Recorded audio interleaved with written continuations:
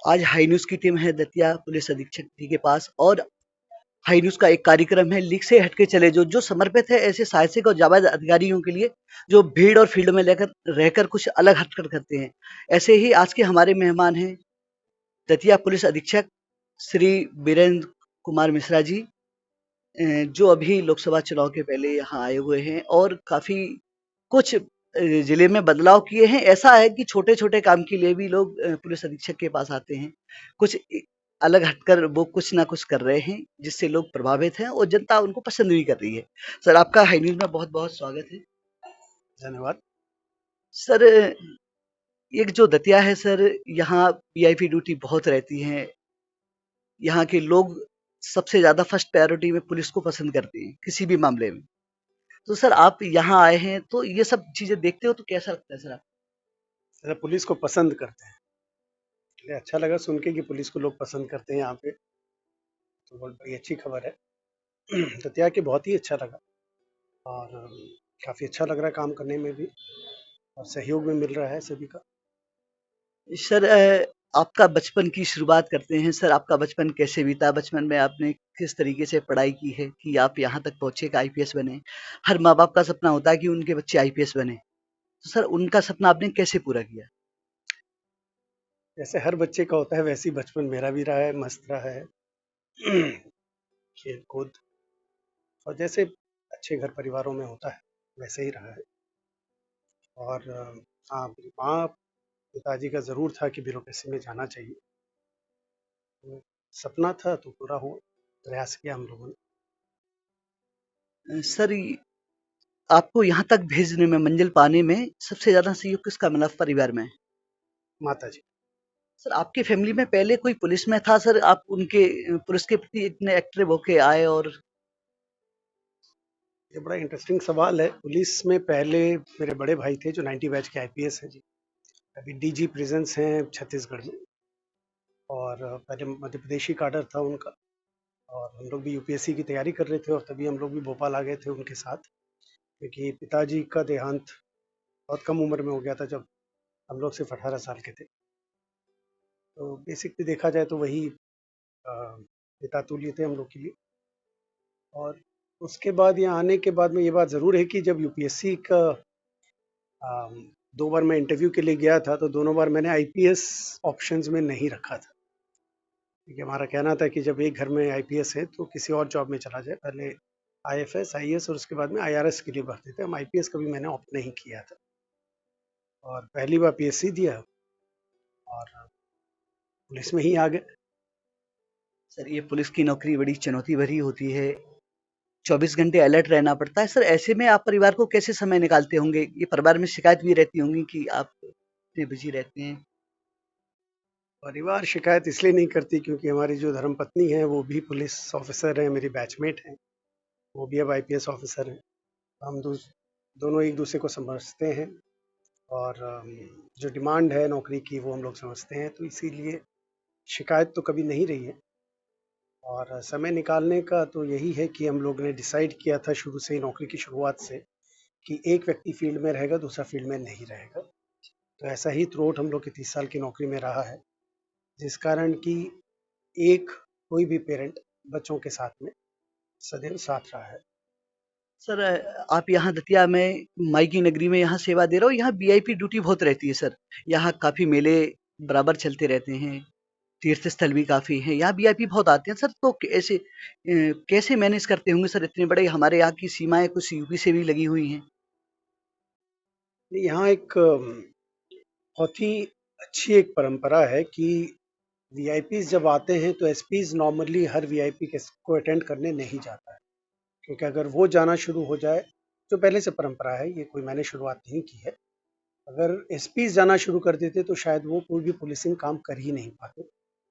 तो ये बहुत अच्छी बात है कि वीआईपीज भी इस बात को समझते हैं। तो इसलिए प्रेशर, एक टीम है जो पूरा एक सेट ड्रिल है, उसके तहत कार्रवाई होती रहती है, इसीलिए बहुत दिक्कत होती नहीं है वीआईपी के विजिट से। बाकी जहाँ तक आप अगर आप बोलेंगे कि जो बॉर्डरिंग एरिया है, तो बॉर्डर्स के जितने भी डिस्ट्रिक्ट के सबके एसपी बहुत अच्छे हैं और हर प्रकार का सहयोग मिलता है।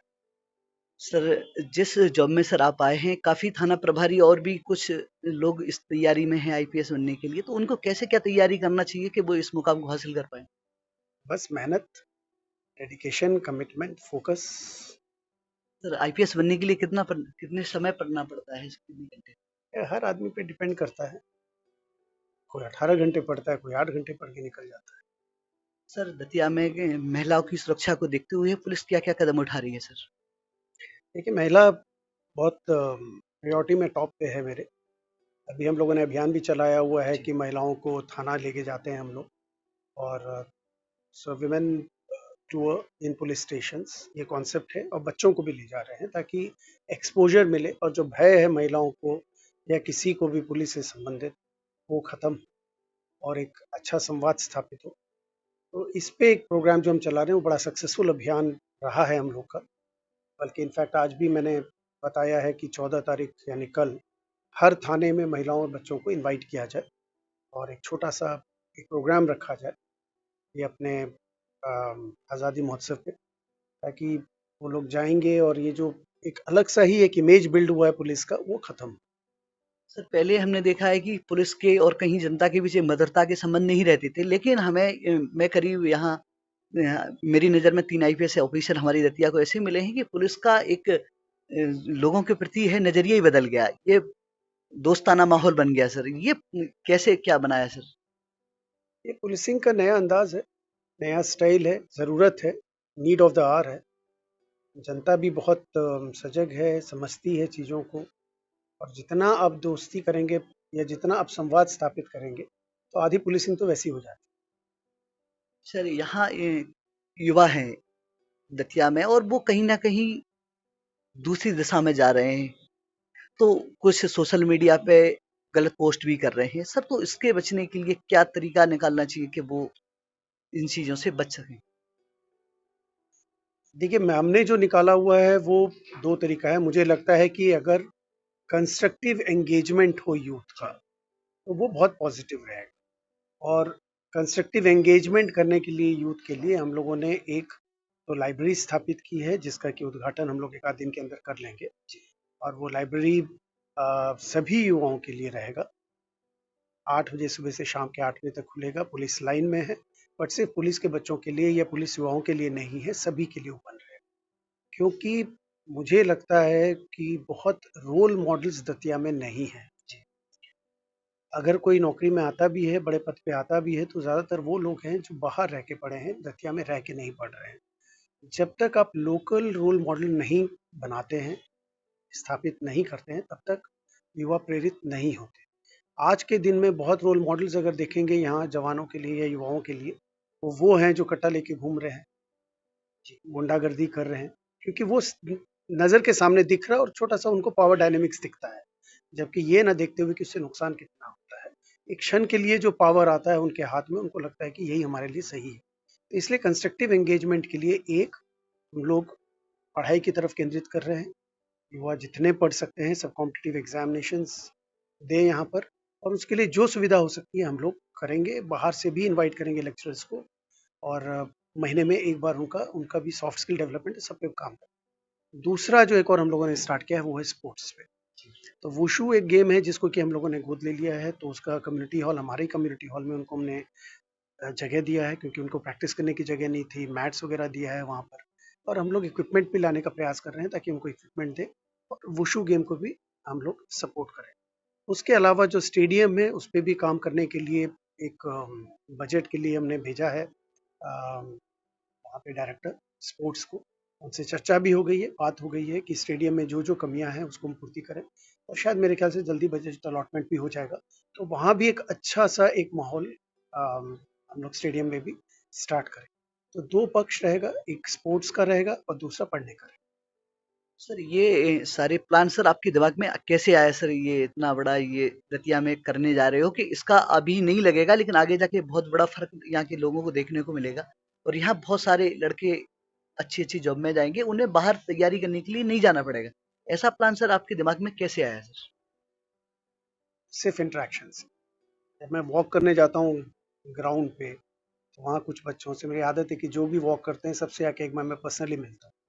ऑलमोस्ट अगर 50-60 अगर लोग घूम रहे होंगे तो मैं एक-एक से जाके बात करता हूँ।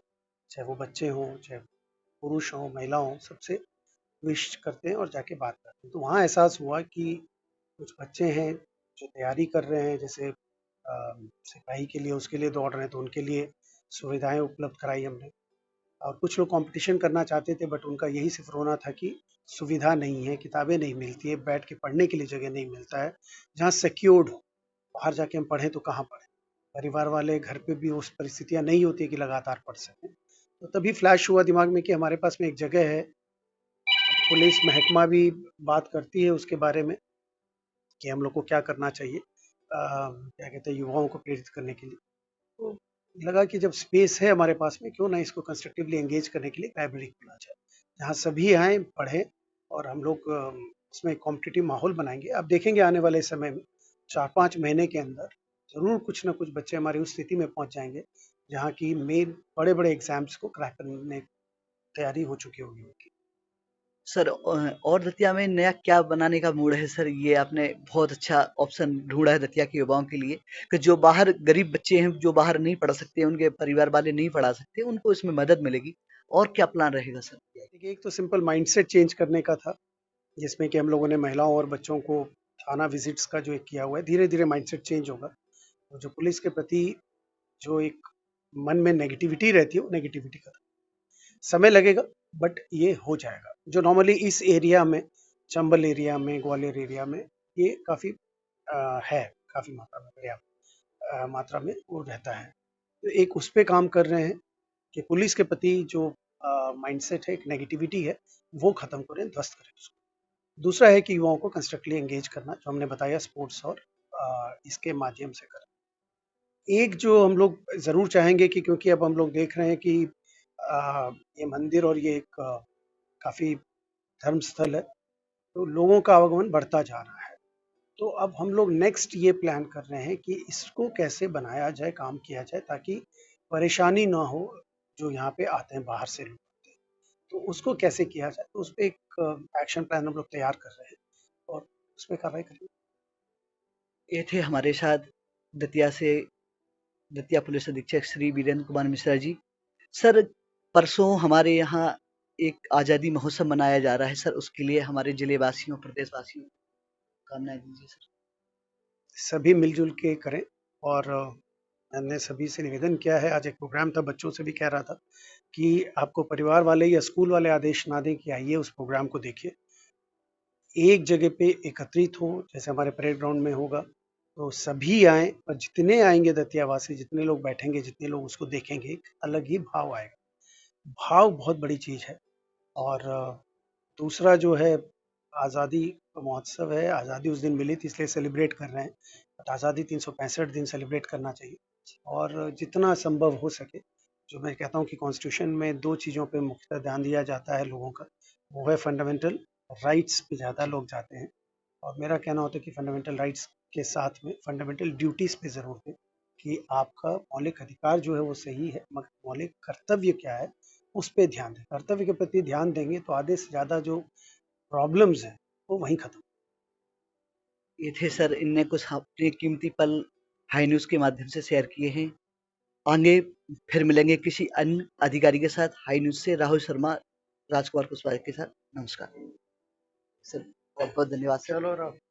जब झोंक लगा सुगंध उड़ी, मुंह में पानी और भूख बढ़ी, बढ़ा ये हर व्यंजन का स्वाद, मिला है इसमें माँ का प्यार। गोविंद मसाले जो खाने में डाले हैं, आपस में अपनों का प्यार बढ़ा दे रे। गोविंद मसाले, मसाले जो रिश्ते बनाए।